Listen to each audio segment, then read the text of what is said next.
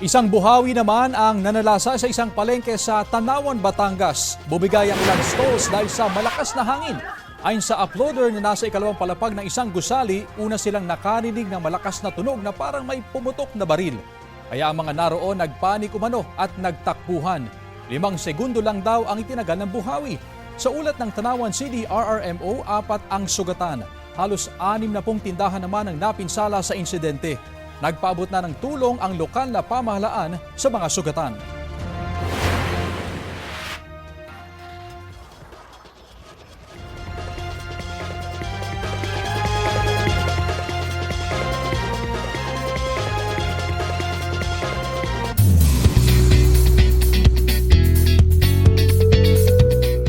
Happy Monday mga mare at pare! Voices with Big Dreams. Yan ang nanaig sa katatapos lang na back-to-back finale ng The Clash Season 6 at The Voice Kids nitong weekend. Our grand winner is Nevin Garciniego! Si Nevin Garciniego ang grand winner ng The Voice Kids kagabi. Si Nevin ang first winner under Coach Pablo ng SB19. Isang amazing rendition ng May Bukas Pa ang nagpapanalo kay Nevin. 1 million pesos mula sa GMA, recording and management contract mula sa UMG Philippines at brand new house and lot ang inuwi niyang prizes. Kabilang sa mga nagpresent niyan, si Senior Vice President for Entertainment Group, Lilibet Razonable at ilang opisyal ng network.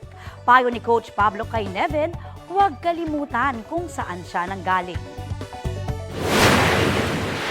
Kahit gaano kataas yung maabot niya, talagang kailangan maalala niya kung saan siya nanggaling. Huwag niya kakalimutan. Sobrang saya po kasi nanalo po ako at nagpapasalamat din ako sa lahat ng friends na na-make ko po sa journey ko. The Clash 2024 Grand Champion is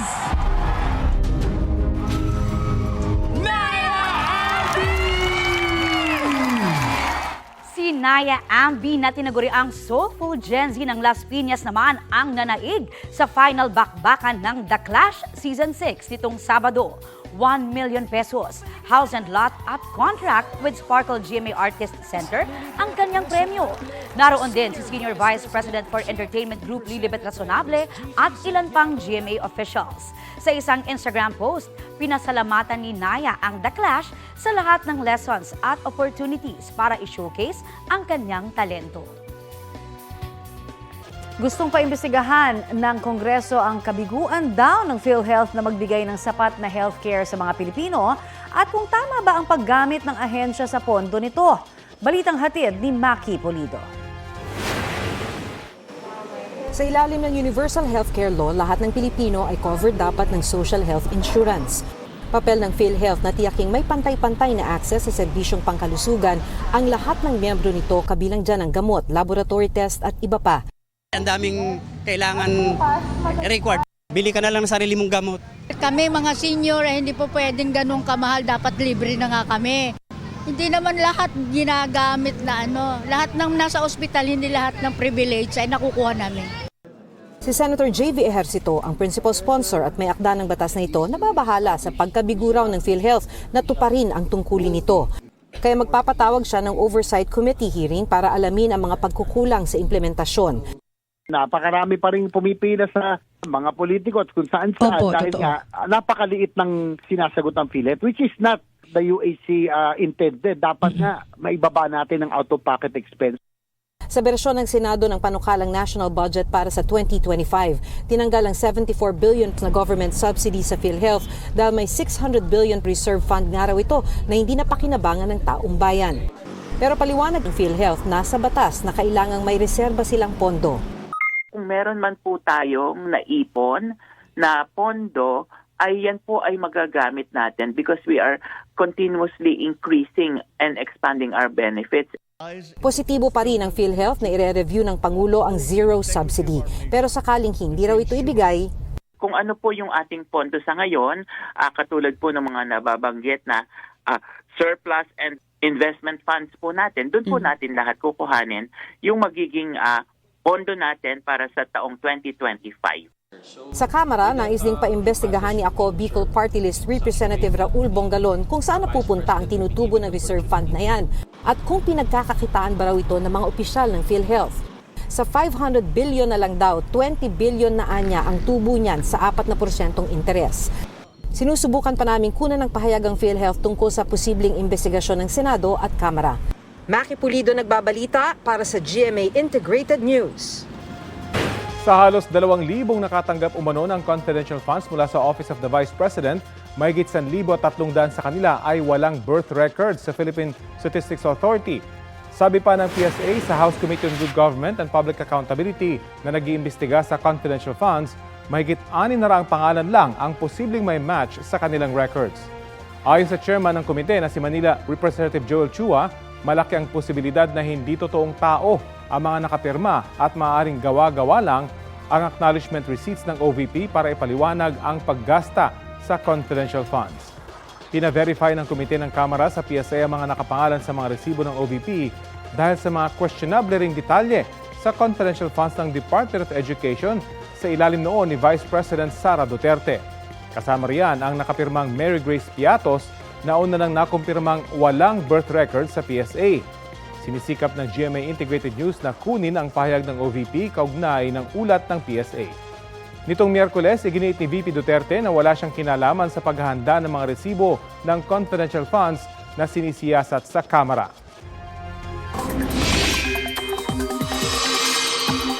Mga kapuso, malaking bahagi pa rin ng Luzon, kasama po ang Metro Manila ang binabalot ng lamig na dulot pa rin ng hanging amihan o northeast monsoon.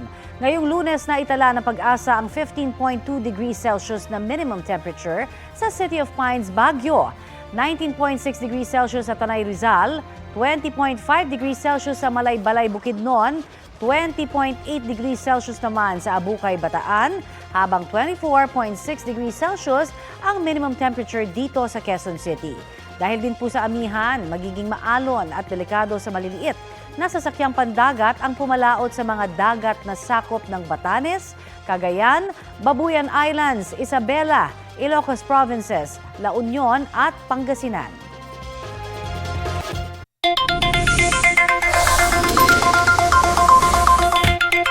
Sa mga motorista, may taas presyo po ang ilang produktong petrolyo bukas. Sa anunsyo ng ilang kumpanya ng langis, magtataas ng 80 centavos kada litro ang presyo ng diesel at ng gasolina. 10 centavos naman ang taas presyo ng sea oil sa kada litro ng kerosene. Tutok lang po dito sa Balitang Hali para sa anunsyo ng iba pang oil companies. Ito ang GMA Regional TV News. Ihahatid na ng GMA Regional TV ang maiinit na balita mula sa Visayas at Mindanao. Kasama si Cecil Kibod Castro. Cecil? Salamat, Rafi. 3 ang patay sa pananambang sa Raha, Buayan, Maguindanao del Sur. Natagpuan na lang ng mga residente ang minivan kung saan lulan ang mga biktima sa bahagi ng Barangay Mileb. Dead on the spot ang lalaking driver habang isinugod sa ospital ang 3 mga sakay nito. 2 ang binawian ng buhay habang ginagamot sa ospital, kabilang ang isang sanggol. Nananatili naman sa ospital ang isa pa. Ayon sa mga pulis, pauwi na sa Takurong, Sultan Kudarat ang mga biktima na magkakamag-anak ng Tambangan. Inaalam pa ng pulisya ang motibo sa krimen.